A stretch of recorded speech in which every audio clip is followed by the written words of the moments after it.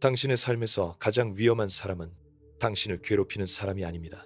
당신에게 소리를 지르는 사람도 아니고 당신을 때리는 사람도 아닙니다. 가장 위험한 사람은 당신이 그를 떠난 후에도 그가 나쁜 사람이었다는 것을 스스로 믿지 못하게 만드는 사람입니다. 2026년의 나르시시스트는 바로 그런 사람입니다. 그는 당신을 사랑한다고 말하면서 천천히 당신을 지웁니다. 그는 당신을 특별하게 대하면서 실제로는 당신을 소유합니다. 그는 당신의 가장 친한 친구처럼 행동하면서 당신의 정체성을 한 조각씩 빼앗아 갑니다. 오늘 우리가 이야기할 주제는 바로 이것입니다. 왜 현대의 나르시시스트는 학대자처럼 보이지 않는지, 그리고 왜 바로 그 이유 때문에 그가 역사상 가장 위험한 유형의 사람인지, 저는 오늘 여러분과 함께 이 복잡하고 불편한 진실을 탐구하려 합니다. 왜냐하면 여러분 중 많은 분들이 지금 이 순간에도 학대 관계 안에 있으면서 그것이 학대인지조차 모르고 있을 수 있기 때문입니다. 그리고 그 무지가 바로 나르시시스트가 원하는 것입니다. 먼저 잠깐, 아직 이 채널을 구독하지 않으셨다면 지금 바로 구독 버튼을 눌러주세요. 저는 매주 심리학, 관계, 자기 치유에 관한 깊은 이야기를 나눕니다. 알림 설정도 켜두시면 새 영상이 올라올 때마다 가장 먼저 받아보실 수 있습니다. 이미 구독하고 계신 분들 정말 감사합니다. 여러분이 이 공간을 만들어주고 있습니다. 여러분의 댓글 하나하나, 공유 하나하나가 이 메시지가 필요한 사람에게 닿을 수 있게 해줍니다. 진심으로 감사드립니다. 자, 이제 시작해봅시다. 제가 상담실에서 만나는 내담자들이 가장 많이 하는 말이 있습니다. 그 사람이 나쁜 사람이라는 걸 알겠는데 그래도 그 사람이 저한테 잘해준 순간들이 있었어요. 혹은 제가 너무 예민한 건지도 몰라요. 혹은 그 사람도 힘든 과거가 있었으니까요. 이 말들을 들을 때마다 저는 마음이 아픕니다. 왜냐하면 이 말들이 나르시시스트가 심어놓은 씨앗이기 때문입니다. 이 의심들, 이 자기 검열들, 이 끝없는 상대방에 대한 이해와 용서들, 이것들은 피해자가 스스로 만들어낸 것이 아닙니다. 이것들은 오랜 시간에 걸쳐 정교하게 설계된 심리적 조작의 결과입니다. 나르시시즘을 이야기할 때 우리는 종종 할리우드 영화 속 악당을 떠올립니다. 냉정하고 잔인하고 명백하게 이기적인 사람. 하지만 2026년의 나르시시스트는 그렇게 생기지 않았습니다. 그는 공감 능력이 넘쳐 보입니다. 그는 당신의 말을 귀담아 듣는 것처럼 보입니다. 그는 자신의 취약함을 드러내는 것처럼 보입니다. 그는 당신을 위해 희생하는 것처럼 보입니다. 핵심 단어는 처럼 보입니다. 입니다. 진짜 공감과 공감처럼 보이는 것 사이의 차이를 이해하는 것이 오늘 우리 여정의 출발점입니다. 상상해보세요. 깊은 밤, 아무도 없는 극장에 당신이 혼자 앉아 있습니다. 무대 위에서 배우 한 명이 울고 있습니다. 그 눈물은 진짜처럼 보입니다. 그 떨리는 목소리는 진짜처럼 들립니다. 당신은 그 배우가 진짜로 슬퍼하고 있다고 느낍니다. 하지만 공연이 끝나고 배우가 무대 뒤로 사라지는 순간 그는 핸드폰을 꺼내 다음 오디션 일정을 확인합니다. 눈물은 도구였습니다. 감정은 연기였습니다. 이것이 고기능 나르시시스트가 감정을 사용하는 방식입니다. 그들은 감정이 없는 것이 아닙니다. 그들은 감정을 느끼지만 그 감정의 목적이 다릅니다. 우리가 감정을 느끼는 이유는 연결을 위해서입니다. 그들이 감정을 표현하는 이유는 통제를 위해서입니다. 첫 번째로 우리가 깊이 들어가야 할 주제는 바로 이것입니다. 현대의 나르시시스트가 왜 공감적으로 보이는가? 그리고 그 표면 아래에서 실제로 무슨 일이 일어나고 있는가? 신경과학적으로 보면 나르시시스트들은 두 가지 종류의 공감 중 하나만 가지고 있습니다. 인지적 공감, 즉 상대방이 무엇을 느끼는지 이해하는 능력은 실제로 평균 이상으로 발달되어 있을 수 있습니다. 하지만 정서적 공감, 즉 상대방의 감정을 함께 느끼는 능력은 심각하게 결핍되어 있습니다. 이것이 무엇을 의미하는지 생각해보세요. 그는 당신이 얼마나 상처받았는지 정확하게 알고 있습니다. 그는 당신이 무엇을 들으면 위로를 받는지 알고 있습니다. 그는 당신이 어떤 말에 마음을 여는지 알고 있습니다. 하지만 그 지식은 연결을 위해 사용되는 것이 아니라 당신을 더 효과적으로 다루기 위해 사용됩니다. 마치 정교한 자물쇠 따개가 자물쇠의 구조를 완벽하게 이해하지만 그 이해가 문을 보호하기 위한 것이 아닌 것처럼 2024년에 발표된 한 연구에서 나르시시즘과 사회적 미디어 사용 패턴 사이의 관계를 분석했을 때 놀라운 결과가 나왔습니다. 높은 수준의 나르시시즘을 가진 사람들은 소셜미디어에서 감정적으로 취약한 게시물을 올리는 비율이 더 높았고, 그 게시물들은 실제로 더 많은 공감과 지지를 받았습니다. 그들은 취약함을 전략적으로 사용하는 방법을 직관적으로 알고 있었습니다. 우리 사회는 지금 취약함을 미덕으로 보는 문화를 만들어가고 있습니다. 브레네 브라운의 연구 이후로 취약함을 드러내는 것이 진정성의 표시로 여겨지게 되었습니다. 이것은 건강한 발전입니다. 하지만 나르시시스트들은 이 문화적 변화를 빠르게 학습했습니다. 그들은 취약함의 언어를 유창하게 구사합니다. 나도 많이 힘들었어. 나도 상처받기 쉬운 사람이야. 네가 있어서 내가 이렇게 열 수 있어. 이 말들은 진심처럼 들립니다. 사실 때로는 진심의 요소가 있기도 합니다. 하지만 그 취약함이 친밀감을 위한 것인지 영향력을 위한 것인지를 구분하는 것이 결정적으로 중요합니다. 건강한 취약함은 쌍방향입니다. 나르시시스트의 취약함은 단방향입니다. 그가 자신의 아픔을 드러낼 때 그것은 당신이 더 많이 주게 만들기 위해서입니다. 하지만 당신이 아픔을 드러낼 때 그것은 잠시 후 당신에게 불리하게 사용될 정보가 됩니다. 저는 이것을 감정적 부채 시스템이라고 부릅니다. 나르시시스트는 자신의 취약함을 드러냄으로써 당신에게 감정적 부채를 만들어냅니다. 당신은 그가 당신을 신뢰했다고 느끼고 그 신뢰에 보답해야 한다는 의무감을 느낍니다. 이 의무감이 나중에 경계를 무너뜨리는 데 사용됩니다. 내가 너한테 이렇게 다 얘기했는데 너는 나한테 이것도 못해줘? 이 문장의 구조를 보세요. 과거의 취약함 공유가 현재의 요구를 정당화하는 도구로 전환됩니다. 또한 현대 나르시시스트는 자기 개발 언어를 완벽하게 습득했습니다. 그는 나는 치유 중이야 라고 말합니다. 나도 트라우마가 있어 라고 말합니다. 나는 내 패턴을 인식하고 변하려고 노력 중이야 라고 말합니다. 이 언어들은 심리학적으로 정교한 피해자들, 즉 치료를 받았거나 심리학을 공부한 사람들을 가장 효과적으로 속입니다. 왜냐하면 이 사람들은 변화의 가능성을 믿고 과정의 중요성을 알고 완벽하지 않음을 이해하기 때문입니다. 그래서 나르시시스트가 나 노력하고 있어 라고 말할 때 이 사람들은 그것을 진짜라고 믿고 싶어 합니다. 믿고 싶은 마음이 비판적 사고를 덮어버립니다. 이것이 역설입니다. 심리학적으로 깨어있는 사람들이 오히려 이 현대적 나르시시스트에게 더 취약할 수 있습니다. 왜냐하면 그들의 공감 능력과 이해심이 조작의 도구로 전환되기 때문입니다. 나르시시스트는 당신의 강점을 공략합니다. 당신이 공감적일수록, 당신이 이해심이 깊을수록, 당신이 인내심이 강할수록 그 모든 것들이 당신을 더 취약하게 만듭니다. 봄에 피어나는 벚꽃을 생각해 보세요. 아름답고 섬세하고 바람에 쉽게 흔들립니다. 그 아름다움이 바로 취약성입니다. 현대 나르시시스트는 폭풍이 아닙니다. 그는 봄바람처럼 나타납니다.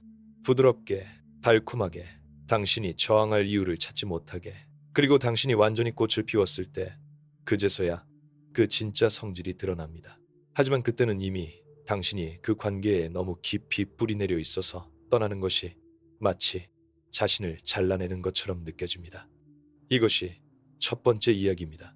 공감처럼 보이지만 공감이 아닌 것, 취약함처럼 보이지만 전략인 것, 그리고 그 정교한 모방이 왜 2026년에 더욱 위험한지, 다음에는 이 현대적 나르시시스트가 어떻게 당신의 현실 감각을 조용히 그러나 체계적으로 무너뜨리는지 이야기하겠습니다. 이 부분이 제가 상담 현장에서 가장 많이 마주치는, 그리고 피해자들이 가장 늦게 인식하는 부분입니다. 계속해서 들어주세요. 두 번째로 우리가 탐구할 영역은 현실 해체입니다. 그러나 이것은 공상과학 영화에서처럼 극적으로 일어나지 않습니다. 그것은 마치 오래된 그림이 서서히 바래는 것처럼 일어납니다. 처음에는 알아차릴 수 없을 정도로 미세하게, 그러다가 어느 날 문득 그림 전체가 원래 어떤 색이었는지 기억나지 않게 됩니다. 심리학에서 우리는 이것을 가스라이팅이라고 부릅니다. 하지만 2026년의 가스라이팅은 1944년 영화 속 가스라이팅과 다릅니다. 그것은 더 이상 노골적인 부정이나 명백한 거짓말이 아닙니다. 그것은 미세한 재구성입니다. 당신이 경험한 것을 부정하는 것이 아니라 그 경험의 의미를 조용히 바꿔버리는 것입니다. 예를 들어보겠습니다. 당신이 파트너에게 당신이 그때 그런 말을 했을 때 정말 상처받았어 라고 말한다고 상상해보세요. 구식 가스라이터는 나 그런 말 한 적 없어 라고 말합니다. 이것은 쉽게 알아챌 수 있습니다. 하지만 현대적 나르시시스트는 이렇게 말합니다. 맞아, 나 그 말했어. 근데 그때 내가 얼마나 힘들었는지 알아? 나도 극도로 스트레스 받은 상황이었어. 네가 나를 조금만 더 이해해줬으면 내가 그런 말을 할 필요가 없었을 거야. 이 반응을 분석해 봅시다. 그는 말한 사실을 부정하지 않습니다. 그래서 당신은 그가 거짓말을 하고 있다고 느끼지 못합니다. 하지만 이야기는 완전히 뒤집혀 있습니다. 피해자는 당신이 되었고 그는 피해자가 되었습니다. 당신의 상처는 이제 그의 스트레스의 증거가 되었고 그의 상처는 당신의 이해 부족의 증거가 되었습니다. 당신은 자신의 감정을 표현하기 위해 이 대화를 시작했지만 대화가 끝날 때 당신은 그에게 사과하고 있습니다. 이것이 어떻게 가능한가요? 이것이 가능한 이유는 나르시시스트가 당신의 공감 능력을 역이용하기 때문입니다. 당신이 그의 힘든 상황을 듣는 순간 당신의 공감 시스템이 활성화됩니다. 그리고 일단 공감 모드에 들어가면 우리는 자동적으로 상대방의 관점에서 상황을 재해석하기 시작합니다. 이것은 인간의 아름다운 능력입니다. 하지만 나르시시스트는 이 능력을 당신의 현실 인식을 뒤흔드는 데 사용합니다. 더 깊은 문제는 이것이 반복될 때 무슨 일이 일어나는가입니다. 한 번의 재구성은 견딜 수 있습니다. 하지만 수백 번, 수천 번이 반복되면 뇌는 변화합니다. 신경과학적으로 우리의 뇌는 경험을 통해 새로운 신경 경로를 만들고 반복적인 패턴은 강화된 경로가 됩니다. 나르시시스트와 함께 오래 있으면 당신의 뇌는 내 감정은 과잉 반응이다라는 경로를 강화합니다. 나는 너무 예민하다라는 경로를, 나의 필요는 과도하다라는 경로를 강화합니다. 당신의 뇌가 당신의 적이 됩니다. 당신이 스스로를 의심하도록 훈련된 것입니다. 이 과정을 저는 정체성 침식이라고 부릅니다. 절벽이 파도에 의해 조금씩 깎여나가는 것처럼 당신의 자아 감각이 조금씩 깎여나갑니다. 처음에는 의견 하나가 사라집니다. 그 사람이 그렇게 말하니까 내가 틀렸나 봐. 그 다음에는 감정 하나가 사라집니다. 이렇게 느끼는 내가 이상한 건가 봐. 그러다가 욕구 하나가 사라집니다. 내가 이걸 원하는 건 욕심인가 봐. 그리고 어느 날 당신은 자신이 무엇을 원하는지, 무엇을 좋아하는지, 자신이 어떤 사람인지조차 모르는 상태에 도달합니다. 이것이 가장 심각한 형태의 학대입니다. 몸에 상처를 남기는 학대가 아니라 당신이라는 존재 자체를 해체하는 학대. 물리적 폭력은 흔적을 남깁니다. 의사가 볼 수 있고 법이 인식할 수 있고 다른 사람들이 목격할 수 있는 증거가 있습니다. 하지만 정체성 침식은 흔적을 남기지 않습니다. 아니, 더 정확하게는 흔적이 당신 안에만 있습니다. 그리고 그 흔적은 외부에서 보기에 당신의 자연스러운 성격처럼 보입니다. 당신은 더 조용해지고 더 순종적이 되고 더 적게 주장하게 됩니다. 사람들은 당신이 성숙해졌다고 말할 수도 있습니다. 하지만 내면에서는 당신이 점점 더 작아지고 있습니다. 현대 나르시시스트는 소셜미디어 시대를 완벽하게 활용합니다. 그는 외부 세계에 매우 일관된 페르소나를 유지합니다. 친절하고 재미있고 공감적이고 성공적인 사람. 그의 소셜미디어는 행복한 커플 사진으로 가득 차 있습니다. 친구들은 그를 좋아하고 동료들은 그를 존중합니다. 이것이 피해자에게 무엇을 하는지 아십니까? 그것은 피해자가 자신의 경험을 더욱 의심하게 만듭니다. 다들 그 사람이 좋다고 하는데 왜 나만 이렇게 힘들지? 내가 문제인 건가? 이것이 나르시시스트가 가장 원하는 질문입니다. 이 질문이 당신의 머릿속에서 울리는 동안 당신은 그에게 더 매달리게 됩니다. 왜냐하면 그가 당신의 문제를 해결해 줄 수 있는 사람처럼 느껴지기 때문입니다. 이것이 트라우마 결합의 핵심 메커니즘입니다. 나르시시스트는 당신에게 상처를 주고 그 상처를 스스로 줍니다. 당신은 상처를 준 사람에게 치유를 구하는 역설적인 상황에 놓이게 됩니다. 이것은 당신이 약해서가 아닙니다. 이것은 당신의 뇌가 스트레스 상황에서 애착 시스템을 활성화하기 때문입니다. 위험한 상황에서 우리의 뇌는 가장 가까운 애착 대상에게로 향합니다. 나르시시스트는 바로 그 애착 대상이 되도록 당신을 설계합니다. 또한 주목해야 할 것은 나르시시스트의 주기입니다. 사랑, 폭격, 평가, 절하, 폐기라는 고전적인 주기는 이제 더 세련되게 변했습니다. 2026년의 나르시시스트는 폐기를 노골적으로 하지 않습니다. 대신 간헐적 강화를 사용합니다. 이것은 행동심리학에서 가장 강력한 학습 패턴으로 알려져 있습니다. 슬롯 머신을 생각해 보세요. 왜 슬롯 머신이 중독적인지 아십니까? 언제 이길지 모르기 때문입니다. 매번 이기면 흥미가 없어집니다. 매번 지면 포기합니다. 하지만 예측 불가능하게 가끔 이기면 그 불확실성 자체가 중독을 만들어냅니다. 나르시시스트는 이 원리를 인간관계에 적용합니다. 그는 항상 차갑지 않습니다. 항상 따뜻한 것도 아닙니다. 예측 불가능하게 두 가지를 섞습니다. 그리고 당신의 뇌는 그 따뜻함을 얻기 위해 점점 더 많은 노력을 기울이게 됩니다. 이것이 왜 피해자들이 그 관계를 떠나지 못하는지를 설명합니다. 그들은 약해서가 아닙니다. 그들의 뇌가 화학적으로 그 관계에 의존하게 된 것입니다. 도파민 시스템이 나르시시스트의 간헐적 보상에 맞춰 재조정된 것입니다. 이것은 약물 중독의 신경학적 메커니즘과 동일합니다. 나르시시스트가 당신을 마약으로 만든 것이 아닙니다. 그가 자신을 당신에게 마약이 되게 만든 것입니다. 이 진실을 아는 것이 치유의 첫걸음입니다. 당신이 그 관계를 떠나기 힘든 것은 당신의 결점이 아닙니다. 그것은 정교하게 설계된 심리적 구조의 결과입니다. 그리고 이 구조를 이해하는 것이 그것에서 벗어나는 힘을 줍니다.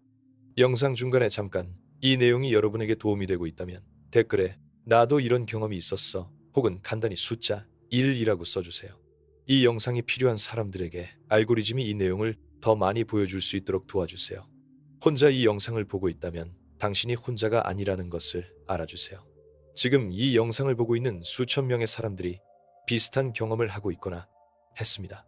그리고 아직 이 채널을 구독하지 않으셨다면 지금이 좋은 순간입니다. 구독 버튼을 눌러주시면 앞으로도 이런 깊이 있는 심리학적 내용을 함께 나눌 수 있습니다. 자, 이제 세 번째 주제로 들어가겠습니다. 이것은 어쩌면 오늘 영상에서 가장 불편한 부분일 수 있습니다. 왜냐하면 이 부분은 우리가 흔히 좋은 것이라고 여기는 자질들이 어떻게 우리를 취약하게 만드는지에 대한 이야기이기 때문입니다. 세 번째 주제는 나르시시스트는 왜 특히 좋은 사람들을 선택하는가입니다. 만약 당신이 나르시시즘적 학대를 경험했거나 경험하고 있다면 이 말을 들어주세요. 이것은 당신이 나쁜 사람이어서가 아닙니다. 이것은 당신이 나약해서가 아닙니다. 이것은 당신이 순진해서도 아닙니다. 오히려 정반대입니다. 나르시시스트는 특별한 자질을 가진 사람들을 목표로 삼습니다. 그리고 그 자질들은 대부분 세상이 아름다운 것이라고 부르는 것들입니다. 첫째는 높은 공감 능력입니다. 당신이 다른 사람의 감정을 잘 느끼고 이해한다면 나르시시스트에게 당신은 완벽한 대상입니다. 왜냐하면 당신은 그의 힘든 과거에 공감할 것이고 그의 변하려는 노력을 믿을 것이고 그가 상처받은 척할 때 당신의 가슴이 아플 것이기 때문입니다. 공감은 관계를 아름답게 만드는 능력입니다.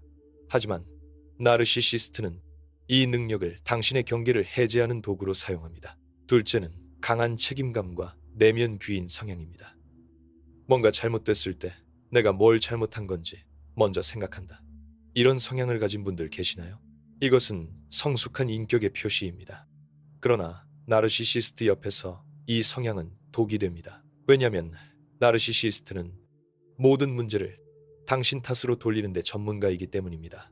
그리고 당신의 자연스러운 반응은 그래, 내가 뭔가 잘못했나 봐가 됩니다.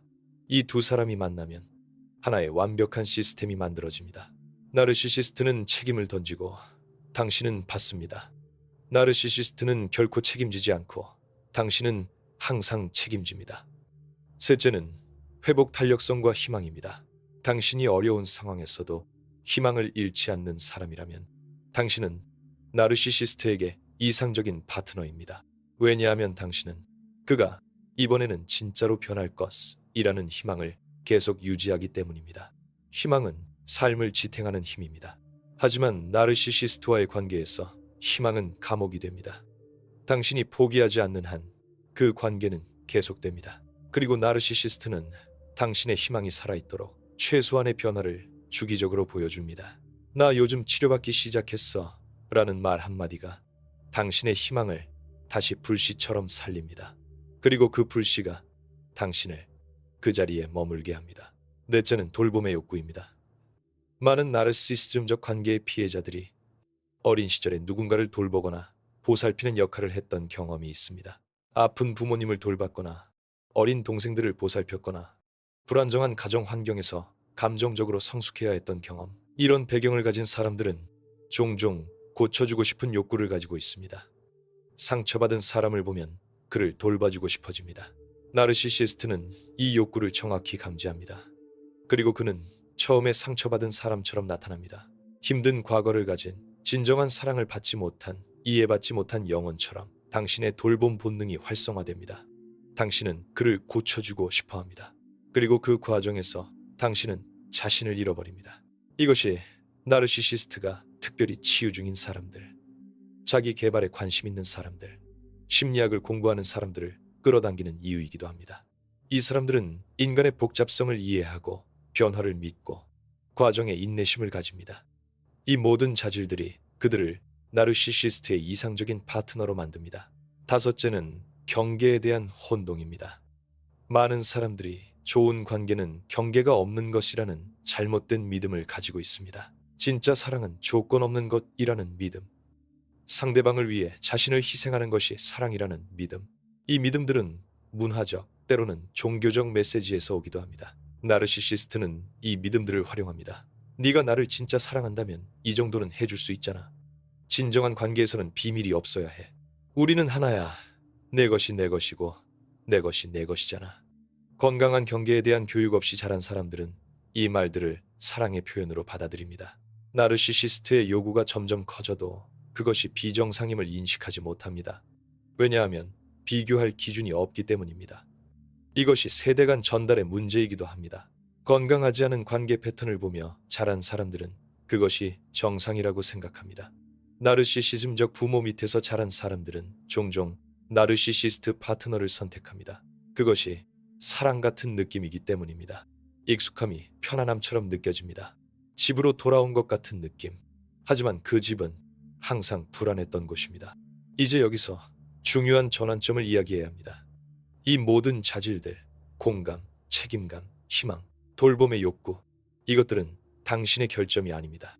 이것들은 치유되어야 할 것들이 아닙니다. 이것들은 세상을 더 좋은 곳으로 만드는 아름다운 능력들입니다. 다만 이 능력들이 제대로 보호받을 필요가 있습니다. 경계는 이 능력들을 끄는 것이 아닙니다. 경계는 이 능력들이 올바른 곳에서 올바른 방식으로 사용될 수 있도록 보호하는 것입니다. 당신의 공감은 공감을 받을 자격이 있는 사람들을 위해 보존되어야 합니다. 당신의 돌봄은 진짜로 돌봄을 원하고 그 돌봄의 성장으로 응답할 수 있는 사람들을 위해 보존되어야 합니다. 당신의 희망은 실제로 변화할 의지와 능력이 있는 사람들을 위해 보존되어야 합니다. 나르시시스트를 식별하는 것은 냉소주의가 아닙니다. 그것은 당신의 아름다운 능력들을 보호하는 행위입니다. 거름망을 생각해 보세요. 거름망은 물이 흐르는 것을 막지 않습니다. 그것은 물 안에 해로운 입자들을 걸러냅니다. 경계는 당신의 사랑이 흐르는 것을 막지 않습니다. 그것은 당신의 사랑이 착취되는 것을 막습니다. 이 구분이 치유의 핵심입니다. 이제 우리 오늘 여정의 마지막 부분에 도착했습니다.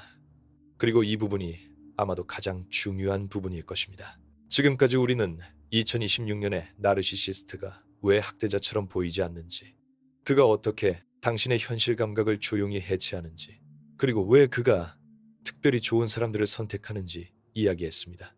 이제 우리는 앞으로 나아가는 것에 대해 이야기할 것입니다. 이것은 떠나는 것에 대한 이야기가 아닙니다. 물론 많은 경우에 그것이 필요하지만 오늘 저는 더 근본적인 것에 대해 이야기하고 싶습니다. 자신을 다시 만나는 것, 자신의 현실 감각을 다시 믿는 법을 배우는 것, 그리고 건강한 사랑이 어떤 느낌인지 다시 배우는 것에 대해. 치유의 첫 번째 단계는 이름 붙이기입니다. 당신이 경험한 것에 이름을 붙이는 것. 가스라이팅, 정서적 학대, 트라우마 결합. 이름을 붙이는 것이 왜 중요한가? 이름이 없으면 경험은 안개처럼 존재합니다. 뭔가 이상하다고 느끼지만 정확히 무엇이 이상한지 설명할 수 없습니다. 당신의 경험을 의심하게 됩니다. 하지만 이름이 생기면 안개가 형태를 가집니다. 형태가 생기면 다룰 수 있게 됩니다. 이것은 가스라이팅이다 라고 말할 수 있을 때 당신은 그 안에서 길을 찾을 수 있게 됩니다. 하지만 이름 붙이기는 판단이 아닙니다. 나르시시스트를 악마로 만드는 것이 아닙니다. 그것은 당신이 경험한 것을 명확하게 보는 것입니다. 실제로 나르시시즘은 종종 심각한 어린 시절 트라우마의 결과입니다. 깊은 상처에서 발전된 생존 전략입니다. 이것이 그 행동을 정당화하지는 않습니다. 하지만 이것을 이해하는 것이 당신이 불필요한 분노나 자책 없이 치유될 수 있도록 도와줍니다. 두 번째 치유 단계는 몸으로 돌아오는 것입니다.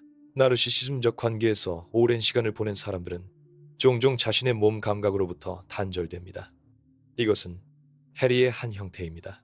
오랜 감정적 고통에서 스스로를 보호하기 위해 뇌가 감각 입력을 차단하는 것입니다. 몸으로 돌아온다는 것은 다시 자신의 감각에 귀를 기울이는 것을 의미합니다. 배가 고픈지, 피곤한지, 추운지, 어떤 음식이 먹고 싶은지, 이 작고 단순한 질문들이 자아 재건의 시작입니다. 왜냐하면 나르시시스트와의 관계에서 당신은 끊임없이 그의 필요에 주의를 기울이도록 훈련되었기 때문입니다. 자신의 필요에 주의를 기울이는 것은 거의 잊어버린 근육입니다. 그 근육을 다시 사용하기 시작해야 합니다. 세 번째 단계는 자신의 지각을 검증하는 연습입니다. 오랜 가스라이팅 후에 자신의 지각을 신뢰하는 것은 어렵습니다. 내가 느끼는 것이 맞나? 내가 너무 예민한 건 아닌가? 이 의심들은 자동적으로 떠오릅니다. 여기서 도움이 되는 것은 신뢰할 수 있는 외부 관점입니다. 좋은 치료사, 신뢰할 수 있는 친구 또는 지지그룹. 이들은 당신의 경험을 외부에서 검증해주는 역할을 합니다. 맞아. 그건 이상한 거야. 네가 그렇게 느끼는 게 당연해. 그건 네 잘못이 아니야. 이 말들이 처음에는 받아들이기 어려울 수 있습니다. 왜냐하면 당신의 뇌는 자기 의심의 경로로 훈련되었기 때문입니다. 하지만 반복적으로 들으면 새로운 경로가 만들어집니다.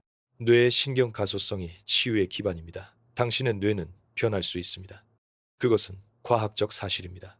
네 번째 단계는 새로운 관계 청사진을 만드는 것입니다. 많은 사람들이 나르시시스템적 관계를 떠난 후에 또 다른 나르시시스트를 만납니다. 이것은 우연이 아닙니다.